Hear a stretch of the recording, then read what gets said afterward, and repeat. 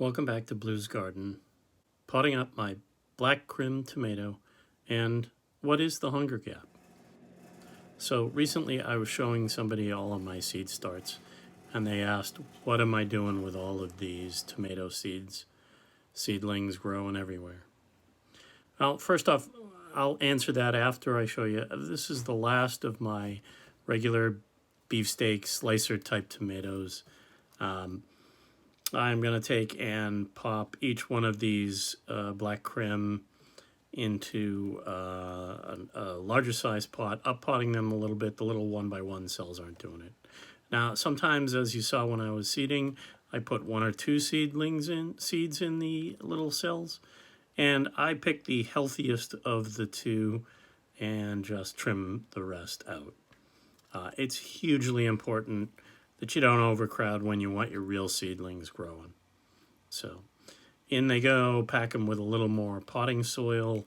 I shake it to vibrate a little to get all of the air pockets out so I have good root to soil contact, no air gaps because that'll kill them. Again, trim the seedlings down to 1 per cell. Tap it in a little bit, give it a nice contact with the roots, soil the roots. Fill it up nice. Same for all 6, and then at the end I will then label them all. As you see on my shelf when I give a tour, there is just tons and tons of tomato seedlings, and it's best for me to know which one is which when I do it.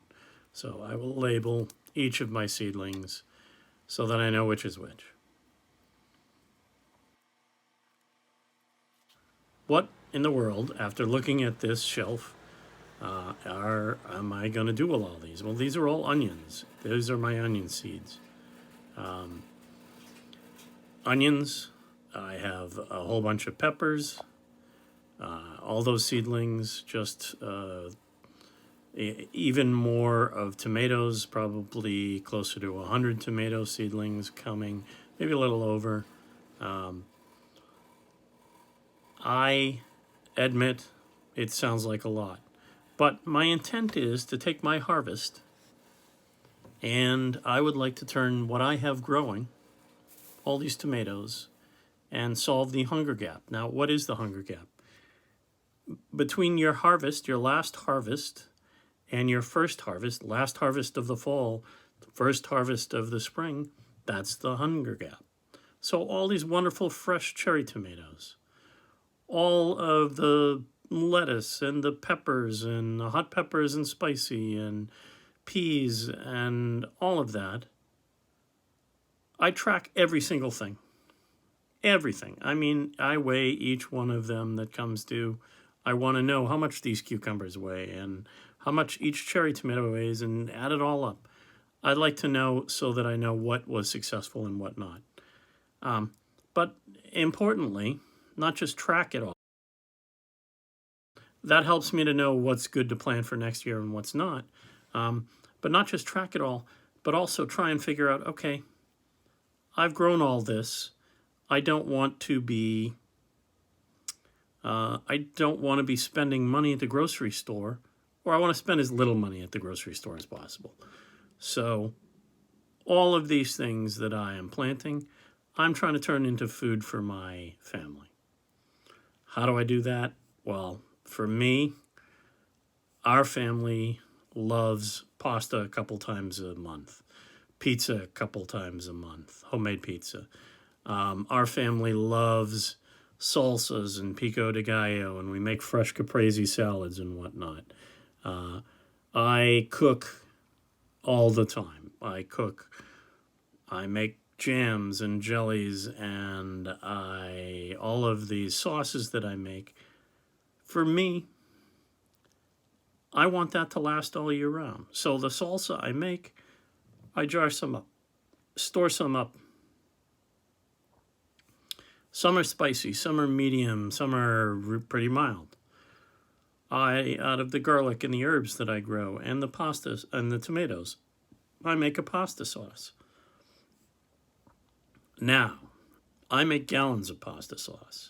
And I make a couple of gallons When I do it, I make it gallons at a time. I chop up all the tomatoes, put them in the freezer, and then I make them all towards the end. Here's the thing with my pasta sauces.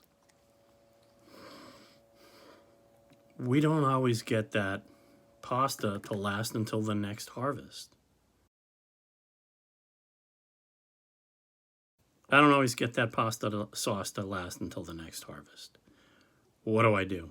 Well, I want to grow more tomatoes this year in order to get to that first tomato harvest, which won't be until summer. February is where the end of my pasta sauce from last year was. I need to make that last until June, end of June, after my first batch of tomatoes. Pico de Gallo. I need to make that last longer. We serve that on appetizer nights. We run out of that. We run out of the pizza sauce. I have to grow more tomatoes in order to make sauces that last longer. Again, the hunger gap is the last of my fresh peppers and tomatoes and onion and whatnot until the first of the next years come. Making my peppers and onions, my onions will last me through March-ish, but my peppers, they're gone in December, my fresh peppers. The zucchini, they don't last that as long either.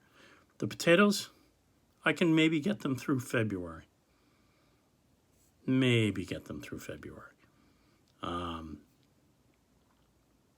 But we have mashed potatoes once a week. Twice baked potato once a month or so. I have fresh salads.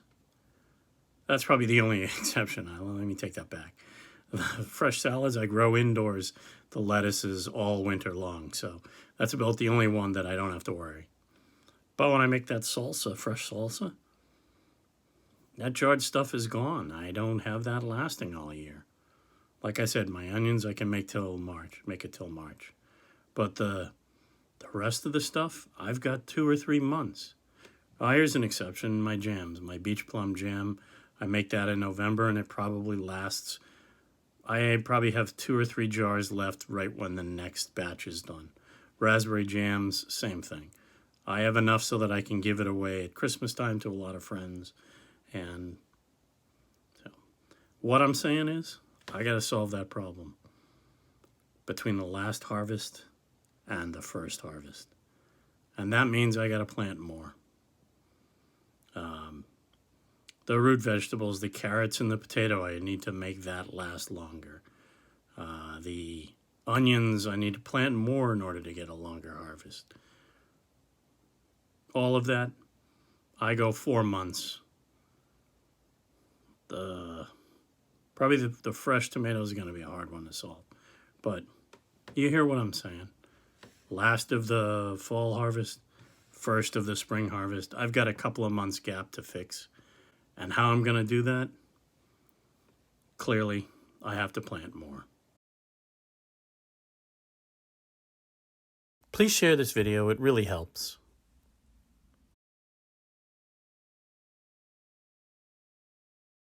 Thanks, and don't forget to like and subscribe for more Blues Garden tips.